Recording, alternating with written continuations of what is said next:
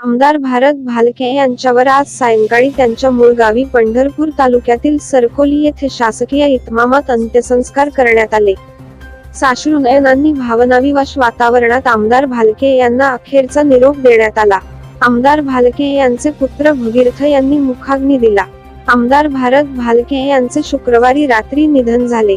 यानंतर त्यांचे पार्थिव पंढरपूर येथील विठ्ठल सहकारी साखर कारखान्यावर आणण्यात आले.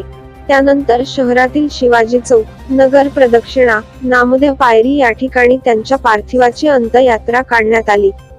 दुपारी 2 वाजेनंतर त्यांचे पार्थिव सरकोली येथे आणण्यात आले. या ठिकाणी असंख्य समर्थक, कार्यकर्ते, नागरिक यांनी त्यांचे अंत्यदर्शन घेतले.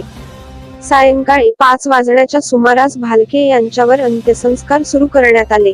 तत्पूर्वी शासकीय मानवंदना देण्यात आली.